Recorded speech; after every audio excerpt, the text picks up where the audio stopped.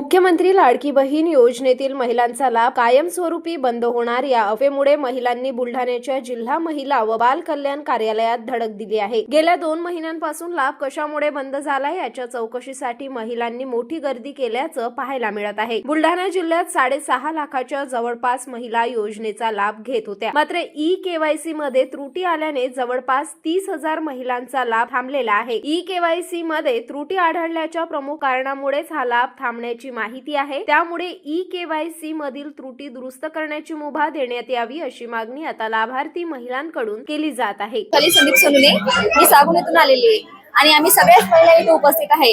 Sir, आम्ही ज्या महिलांनी केवायसी केलेल्या होत्या आणि ज्यांनी नाही केल्या त्यांचेही पडले आणि ज्यांनी केले त्याची थांबलेले।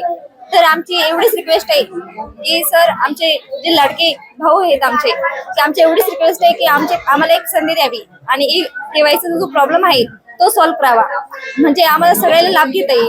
काही महिलांना भेटलेत आणि काही महिलांना नाही भेटलेत, तर तो म्हणजे घराघरामध्ये खूप प्रॉब्लेम होत आहे।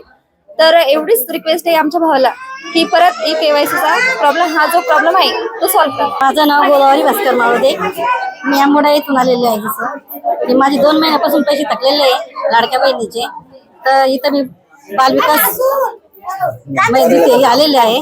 केवायसी पैसे का नाही आले का नाही, जसं तर चौकशी केली ती म्हणजे की ही केवायसी करून घ्या, म्हणजे जसं हा चुकलेलं आहे। काय विनंती असणार आहे सरकारला? सरकारला की जबाल एकदा समजा त्यांनी हे करावे, जसं की केवायसी चालू करण्यात यावी।